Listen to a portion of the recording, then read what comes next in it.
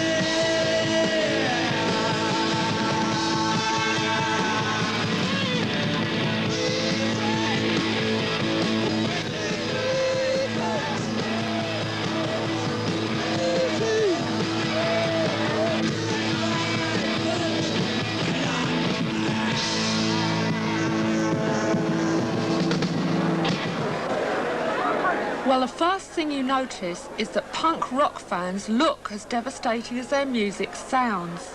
Torn clothes are held together with safety pins. There's lots of black leather and bizarre hair, and the whole idea is to shock outsiders. Saying we're not going to take this anymore, we're not going to take this shit people are dishing out. In that sense it's violent, but it isn't hurting people, it isn't really hurting people. It's just some of the bloody fools that come along and see it, you know, and react against it. I went to see Led Zeppelin film last week.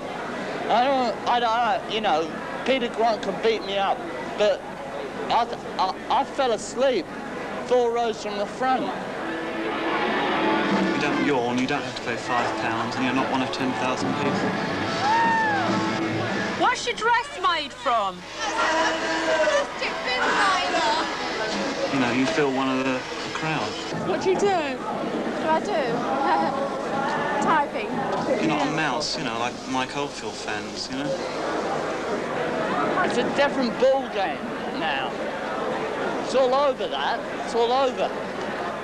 Well, people have got worked up over plenty of musicians, from Elvis Presley wiggling his pelvis in the 50s to the Rolling Stones 10 years later. So what have the Sex Pistols got that provokes the same reaction? You would have thought that people couldn't be upset by much in 1976. Let's take a look at the path of pop music over the last 15 years and try to discover why punk rock has found so many fans. The Beatles! In the days of the beat boom in the early 60s, there was a feeling of great involvement with the new sort of music. These Beatle fans, filmed in the Liverpool Cavern Club when the group was still unknown, really were close to their idols. It didn't take much equipment to start your own band, or much in the way of skill. The idols of the day were reasonably easy to see in a small club and at a price which their fans could afford. At the time, many middle-aged people found bands like the Stones, the Pretty Things and so on ugly and threatening.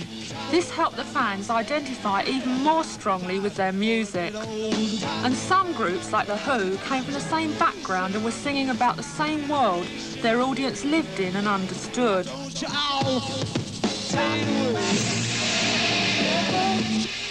But as time passed and the bands grew wealthier, they became more remote from their audience.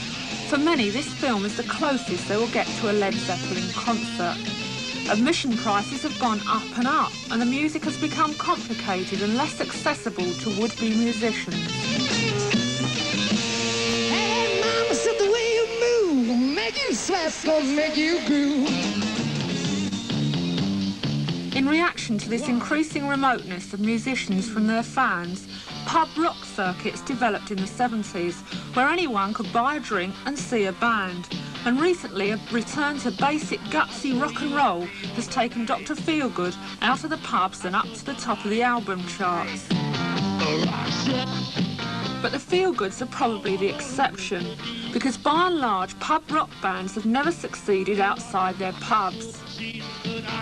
I asked the Sex Pistols why they thought pub rock had failed to catch on. Most of their music though was just based around old standards, like Bees Make Honey and bands like that. They just played everybody else's songs that everybody been playing for like 15 years. There's a couple of bands like the Kilbins, really good. They were all mostly country and western and rhythm and blues. And what the hell good juice is that, man? What was needed was a style of music that was as easy to play as pub rock, but rejected the past and had a new identity of its own. What musicians do you rate? I mean, who do you think is a good singer? I don't. I don't have any heroes. They're all useless. Well, there's no bands around, is there? None. None that are accessible. Well, before you... Unless you pay a $5 to see them, and then you can't see them. And what sort of people came to see you in the beginning?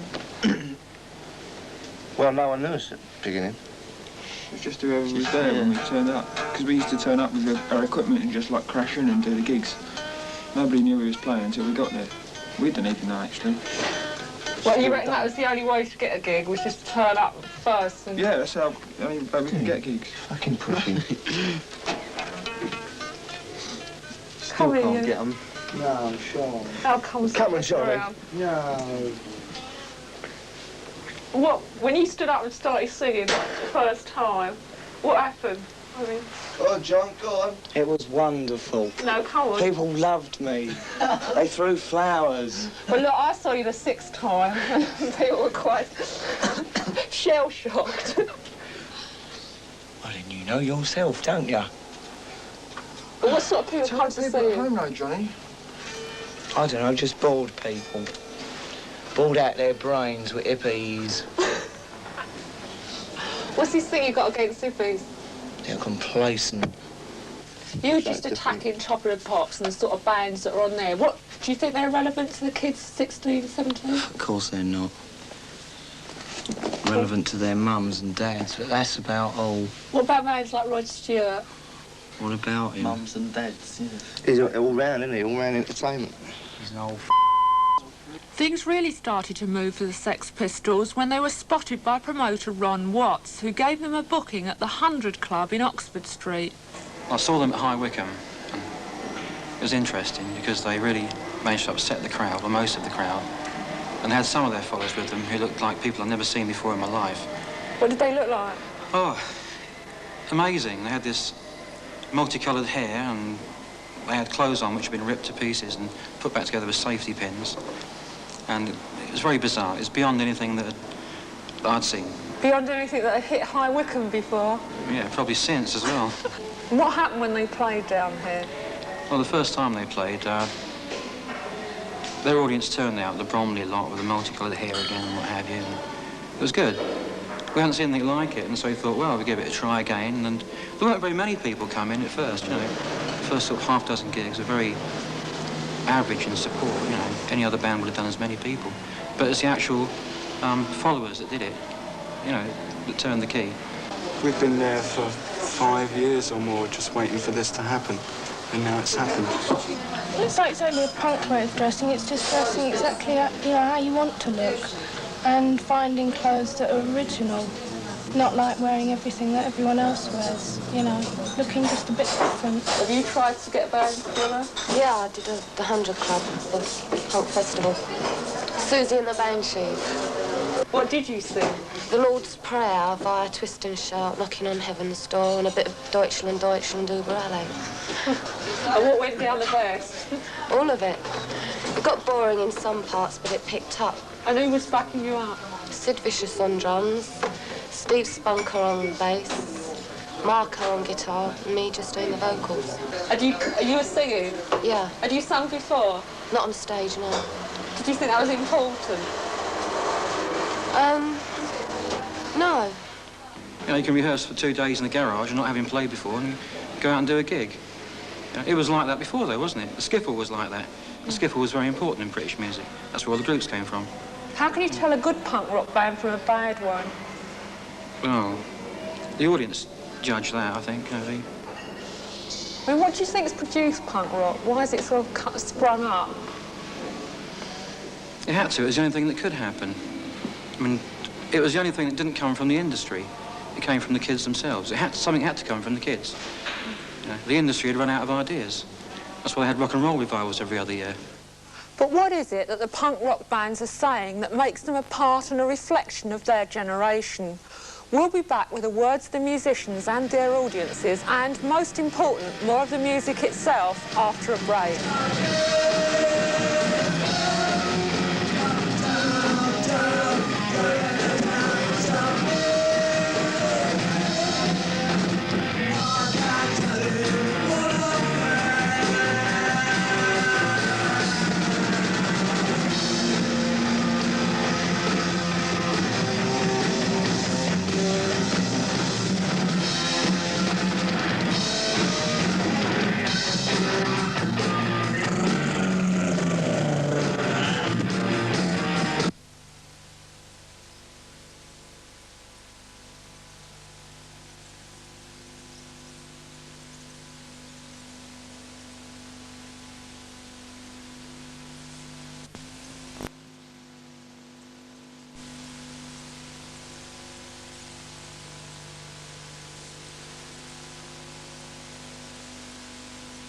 The London Weekend Show, 2278 221176, Part 2, Take 1.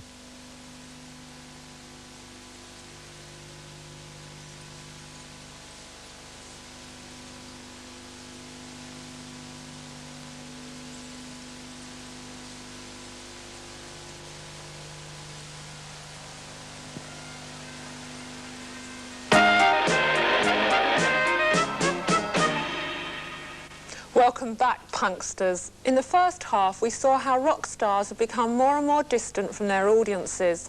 Some are tax exiles and live abroad in California or Europe. Others only appear on stage in vast stadiums where tickets cost plenty and they appear as small dots on the horizon. So it's not surprising that bands like the Sex Pistols, who play in clubs that anyone can afford to go to, are becoming more and more popular.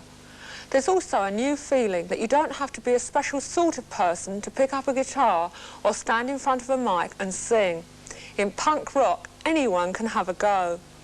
Punk in England is still growing, but it has bands like the Buzzcocks from Manchester and the Suburban Studs from Birmingham. Here in London, apart from the Pistols, there are about a dozen or so imitators. Either established bands cashing in on what they see as a punk craze, or other people treading the same route as the Pistols from Dole Queue to club dates. Bands like The Damned, The Vibrators and Clash, who've been playing for about 6 months. What is there in their apparently negative and destructive lyrics for fans to identify with? I went along to the rehearsal rooms in Camden to ask Clash. Why do you think punk rock started in the first place? Well, because it's like, it's got nothing to do with them anymore when, like, Rod Stewart gets up there and starts, like, going on with his string orchestra, you know what I mean? It's not what you feel like. So you've got to have some music what you feel like. Otherwise you go balmy, don't you? I think their attitudes really stink. Now, anyway, there's just like... There just has to be new groups, and then that's what you got. The Sex Pistols say they hate hippies, everything they stand for, and the hippies are what went wrong with music. What do you think about that? Yeah, it's right. I think that's where the complexities came in, you know? When people thought, oh, we better buy a Moog synthesizer or we'll get caught out, you know? Like maybe... If there's any around, we should, like, you know, jump into action immediately. Because, you know, I suppose it ain't their fault. They've had too much dope. Yeah, lying on the floor and looking at the ceiling. But it's another generation to yours. Yeah, one that went wrong. What sort of things do you write about? What's going on at the moment? Like what? Like what? Career opportunities. White Riot. Yeah, tell me about White Riot. What's it about? Notting Hill Gate. Like, you know that riot they had? Well, we was down there, me and him, and we got searched by policemen looking for bricks, like, and then later on we got searched by Rasta looking for pound notes in our pockets, so... And all we had was bricks and bottles. But still. But one of the lines in it is everybody does what they're told to. Yeah, it's true. I mean, do you think what's happened to a lot of young people is that they've been pushed around a lot? Yeah, and well, that your like, music's a bit the of school I went to, right? I mean, they're sort of like, all the kids are supposed to sort of like be factory project, you know, that sort of stuff. And like, the school's sort of built, it's a real sort of depressing school and that. And you go there, you don't learn nothing. All you're sort of like working for is just to go into the factory which is around the corner or something like that. And, well, most of the mates I know are all working in the factory. And a lot of your fans on the Dole, I mean, do they feel the same way? Yeah, else they wouldn't come to our gig, would they? If they weren't on the Dole, would they be your fans? Well, I mean, if there was jobs, then they wouldn't be on the dole. And maybe we'd be singing about love and kissing or something. So the new groups claim they're singing about the situations that they and their fans find themselves in. Well, are they? The Sex Pistols' first single is aggressively called Anarchy in the UK. But what do they mean by anarchy?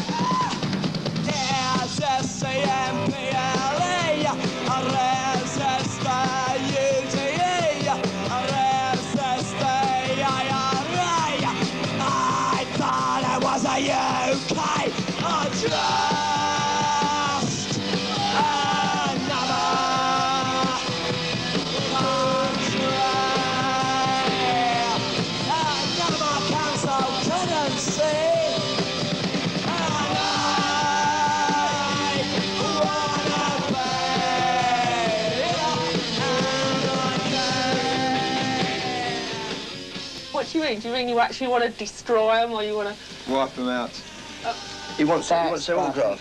Complacent, apathetic old walk up and down and do nothing and complain about everything.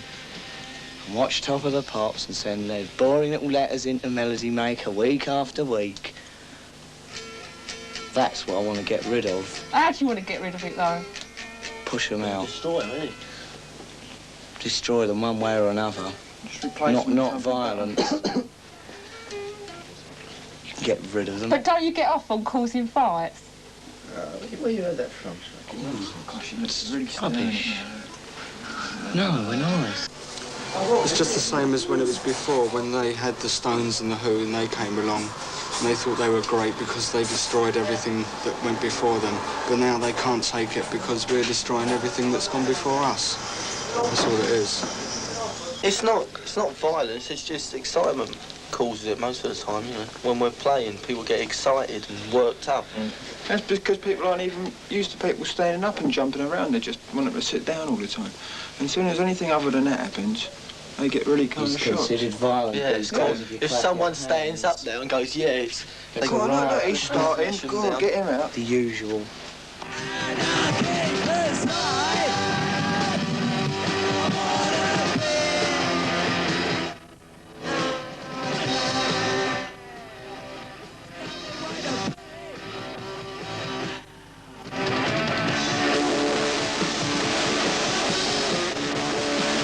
The tales of violence at punk rock gigs may have been exaggerated. exaggerated, but they were undoubtedly based on fact.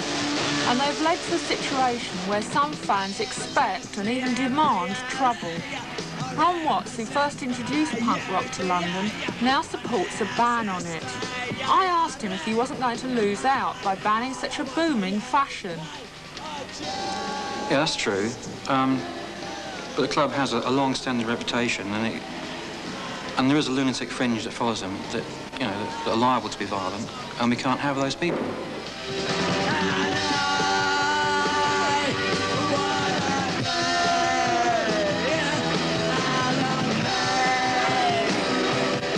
But when the hysteria that always surrounds a new fashion, be it clothes or music, dies down, what's left?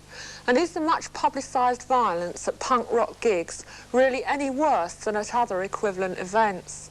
So far, the punk scene seems to have avoided the premeditated confrontations of the Teddy Boys and of the Mods and Rockers. Is Johnny Rotten the new David Bowie, or will all his tough lyrics and aggression just look dated next year? Right now, the punk musicians can make out that they're just the same as their fans, because most of them still are. And they can sing about getting rid of the establishment because they're not part of it. But what happens if they do make it and get big and successful? What would success do to Johnny Rotten? I mean, the day Johnny Rotten goes back on the words he writes in his songs is the day he dies, and I know that for a fact. So it's a ridiculous question to ask. You know, they're just very, very committed. They're in this band because they're committed. They formed it. It's the reason they're the whole founders of the new scene in music, because they thought, we're bored with what's happening, we're going to do something. That's why they are the best band in it, because they're the originators. Don't accept the old order. Get rid of it. What do you think about bands like the Stones? I don't. I don't even consider them a band. They're more like a business. What a business. Yeah, but surely by making a record, you're on the way to becoming part of the system. No. Not if you don't let yourself. But supposing your record's a success. Yeah.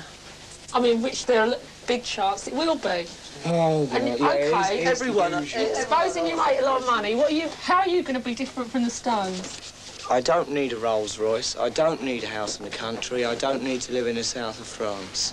I'm happy as I am, and I'm going to carry on. Finsbury Park with these mums. Don't live in Finsbury Park.